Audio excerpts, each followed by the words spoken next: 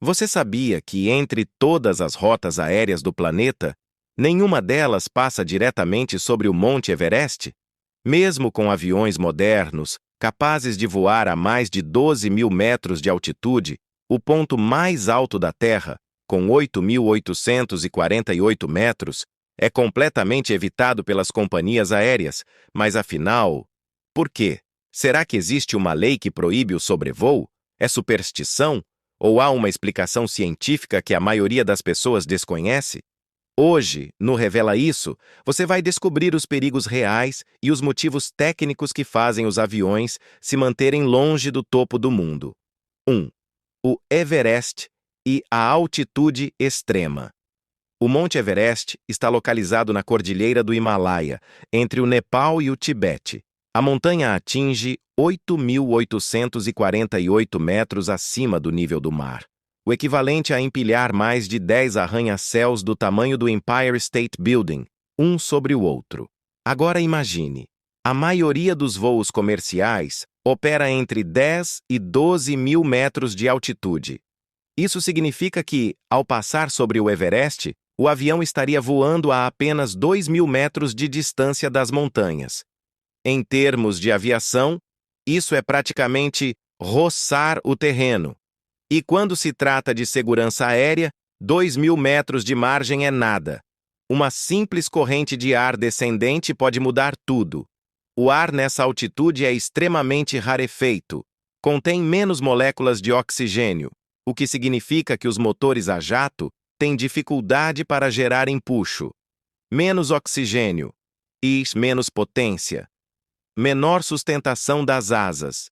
E qualquer perda mínima de sustentação, a essa altura e sem espaço para manobra, é fatal.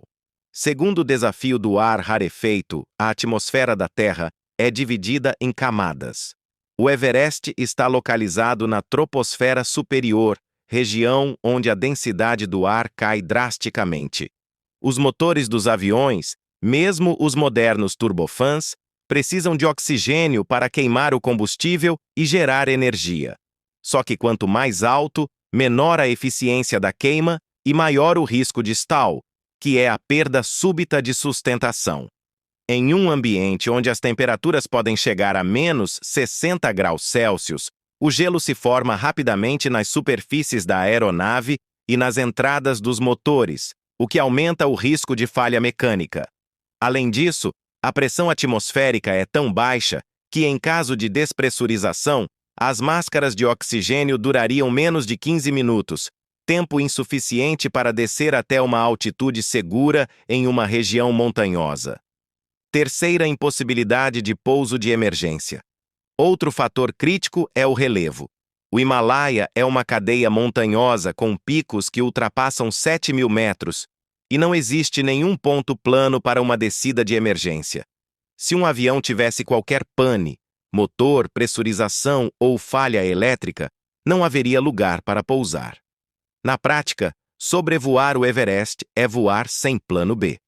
Por isso, os controladores de tráfego aéreo traçam todas as rotas internacionais desviando a área do Himalaia, garantindo que as aeronaves estejam sempre próximas de possíveis locais de descida. 4. Os ventos. Mas o Everest guarda um outro inimigo invisível, o jet stream.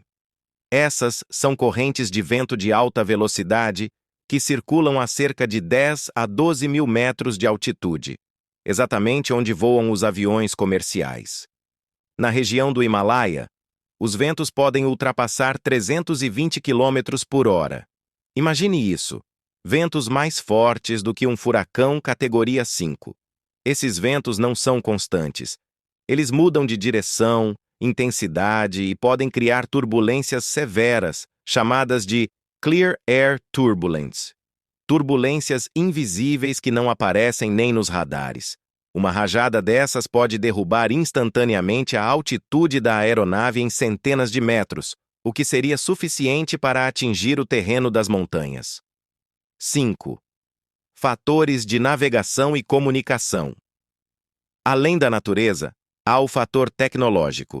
Sobre o Everest, o sinal de rádio é inconstante devido ao bloqueio causado pelas montanhas. Os aviões dependem de comunicação constante com torres e satélites, e a região Himalaia cria zonas de sombra onde a comunicação e o GPS ficam instáveis. Isso significa que, se algo acontecesse, os controladores não conseguiriam contato imediato, e em aviação, segundos fazem a diferença entre um pouso e uma tragédia. Outro detalhe técnico: os sistemas de radar primário e secundário têm alcance limitado em áreas de relevo extremo.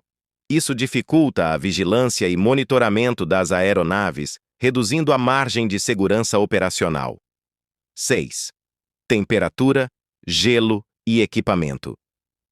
As temperaturas sobre o Everest são tão baixas que chegam a menos 70 graus Celsius. Nessas condições, o combustível de aviação, conhecido como Jet A1, pode começar a cristalizar, afetando a alimentação dos motores. Os sensores, instrumentos e até os sistemas hidráulicos sofrem com o frio extremo. Por isso, as companhias aéreas evitam a região, preferindo rotas mais longas, porém seguras. Na aviação, segurança sempre vale mais que economia. Esses registros confirmaram o que a aviação civil já suspeitava. Sobrevoar o Everest é um risco calculado que simplesmente não compensa. Então, da próxima vez que você estiver em um voo internacional e perceber no mapa que a rota faz uma grande curva evitando o Himalaia, saiba que isso não é coincidência. O Everest é o topo do mundo, mas também é o limite da segurança aérea. Não existe lei proibindo o sobrevoo. O que existe é bom senso e física pura.